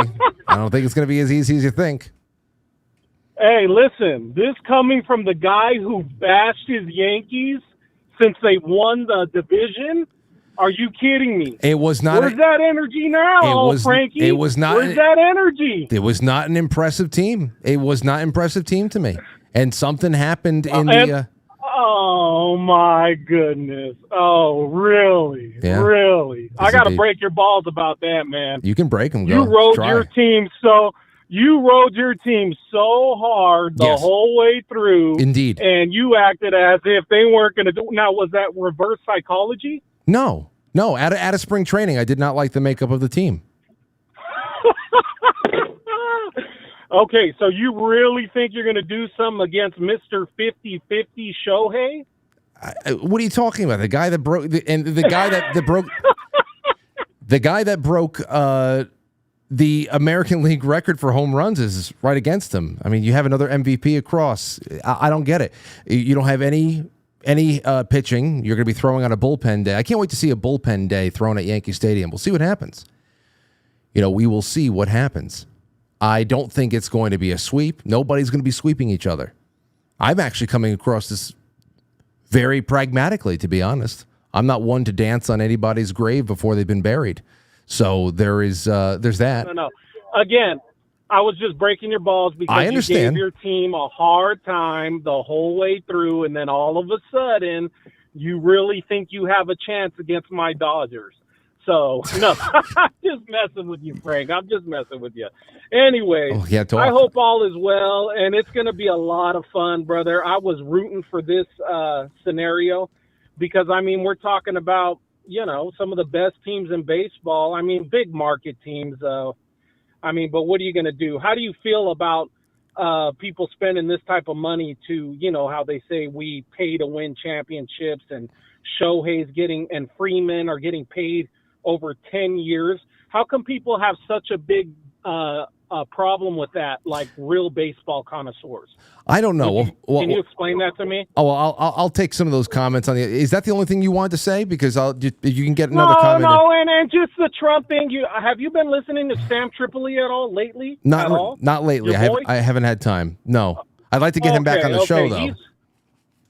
Right. No, that'd be great. I mean, I've been listening to him left and right. He's just so fun. He's all over the place and scatterbrained like me.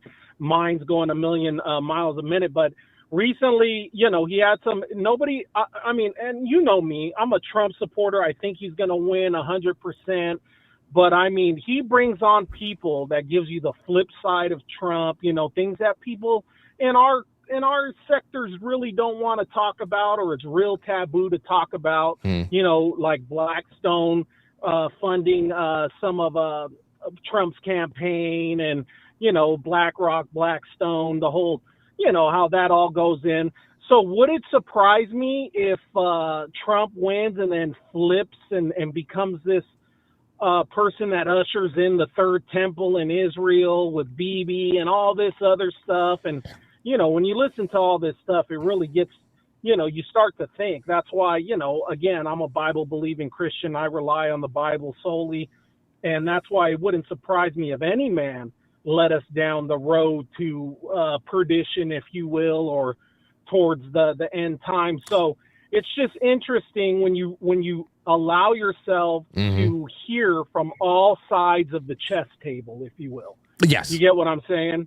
Yes, and so I love that, and I just love that Sam Tripoli's not he just had somebody on there was totally bashing cold plunges and intermittent fasting, and I was like, wow. But he made some really great points, because remember I told you I lost almost 70 to 80 pounds in the past year, okay, with intermittent fasting and all that stuff. But it really did deplete my muscle, man. It's depleted my freaking muscle, and that's the major guy who was a defender of intermittent fasting. And I'd love for you to present some of these things to Jay Gulanello the next time he's on. Okay. He was just like, he totally turned his back on intermittent fasting. He was a big, one of this doctor, his last name was, I think it's Alex Rio something, whatever. He ends up turning his back on intermittent fasting after 4 or 5 years of being like, whenever you clicked on an intermittent fasting video, he was the guy that would advocate it. Well, he flipped on it. And now says that it depleted his muscle. It ate away at his muscle and raising cortisol. That's what this guy was all about, is that aging your body and aging and depleting is raising cortisol. Okay, so well, it could cold plunge does that too. Gotcha. So, okay, well, thank you for the call. Well, listen, there's a lot. There's like 5 weeks worth of. Yeah, I gave you a lot. Well, 5 minutes left. Okay. I'm sorry. Have Craig, a good one. I didn't need to do it, bro. Right. All right. See you a little bit. Love you so much. It was just so much. I'm sorry. I love him. He's good energy. You can't.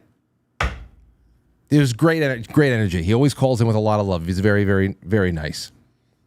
But there's just so much. What do you want me to do?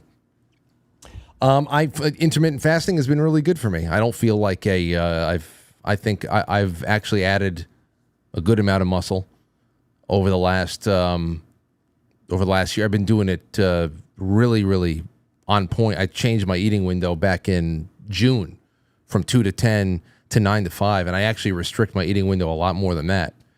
I'm feeling good. Strength is up. Everything's fine. So I don't know, but yeah, well, there's a lot of reasons. There's a lot of situations where fasting wouldn't be good. That it would be an added stress. Jay Gulanello would tell you that he wouldn't recommend fasting for people in certain conditions, especially if they're working through some kind of an illness or other kind of or anything else. I'm cool with just carnivore approaches. I have friends that do very well that eat, chicken, beef, fish, cheeses, staying away from dairy, staying away from grains. They eat what they want when they want. As long as they don't as long as they don't veer from that protocol, and of course, high intensity training, resistance training, fine. Yeah, I mean, there's some states that you don't want to add more stress to an already stressed out body, but to say that it's universally bad is, I don't know. I wouldn't. I'll let the professional talk about that. Jay's going to be in for election night, along with a couple other friends. So, working backwards from that, what else he say? Trump, Blackstone, everything else. Oh yeah, I mean, he could be. I don't know. He could be Blackstone. He could be laying the cornerstone for the third temple himself personally. All this other stuff. And if we're going to talk about the choices laid out in this election alone, he would be better. If you're going to play the game and cast a vote at all on that level of the ticket, think about the worst outcome possible, and he would still be better than Kamala Harris. Now, outside of that, it's the same old thing I've always ever said. The fastest that local awakenings happen and state governments and local governments and sheriffs all come together and start nullifying the federal government, that's really where it's going to be. That's where the rubber is going to meet the road, because even if Donald Trump goes unobstructed for 4 years, it's only 4 years. Hell, it's been 4 years since they put Joe Biden in.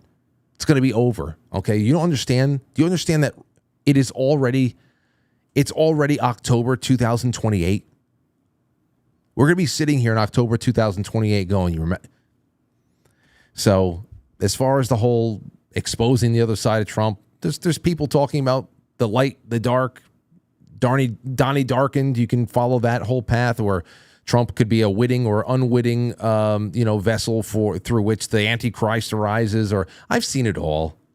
It doesn't matter. It doesn't matter to me. If you're going to play the game, if you're going to be a part of the election, there are two paths we can go. One is objectively better than the other, and everything else you have to start focusing on things that are a lot more local than DC. You have to be, or else that's it. As far as the Yankees go, I was not a believer in them out. I thought they looked very weak. And over the course of the season, little changes that were made against the organization's wishes, like people that needed to be washed out actually just got injured and left. They picked up a couple of key pieces along the way, but going into the, I was not convinced of them even going past the Royals. I thought that, there wasn't a lot of very impressive play getting past the Royals. There was a lot of sloppy pitching from the Royals, wild pitches, Giancarlo Stanton. They have a couple of really good pieces in the lineup that are playing right now, and it was with the Indians that everything really started clicking. Those last 3 games against the Indians, I said, all right, everybody's contributing there. And also, they have a healthy pitching staff. And up to this point, their bullpen has not been touched. I'm not trying to say anything here. They wouldn't falter because everybody's human. But the Dodgers, when the Dodgers played the Yankees earlier on in the year, I think all 3 of the starters that they threw against the Yankees in the Bronx in like June or wherever the hell they came in, all 3 of those starters are not around. They're all injured.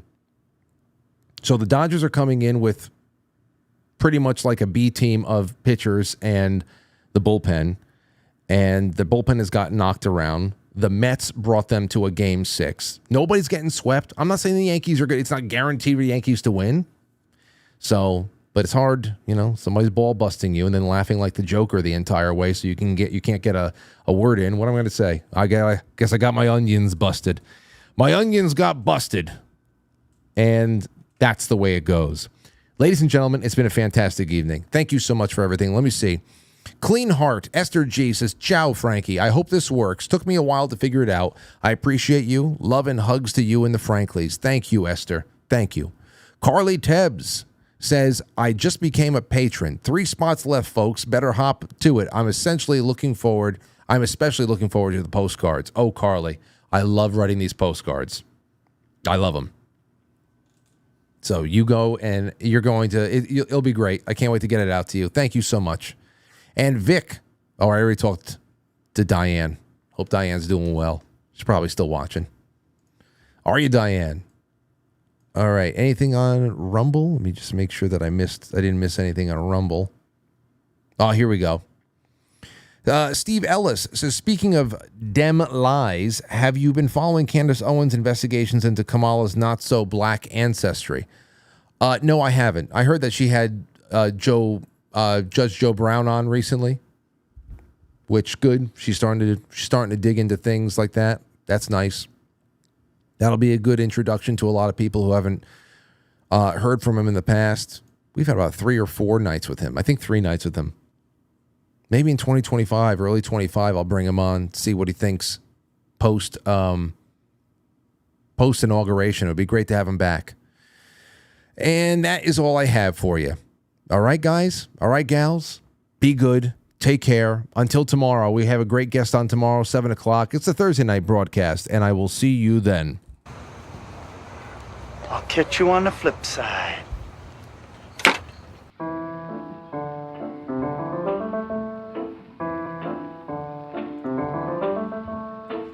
Quite Frankly is filmed before a live studio audience, and now our super chatters, starting with Clean Heart, Carly Tebbs, Vic, Stowstube, Phil's WW, and Jay Brits. Thank you to our Rumble Ranters and to all of our wonderful gold pillars. Ladies and gentlemen, right now, you go to quitefrankly.tv and you just wait a second or two, and we have after hours programming coming your way, and it is going to be great. It is Rabbit Hole Wednesday. What is on the rabbit hole, you might say? We got Robert Sepper, Consciousness, The Vril, and Human Aura, The Y-Files, Project Looking Glass, The Babylonian Map of the World, History of Iraq's Stargates, The Confessionals, Stranger Things of the Unseen Realm, and Art Bell with Neil Sanders, Modern Mind Control. It all starts right after this on quitefrankly.tv. Join us for After Hours. I'll see you there.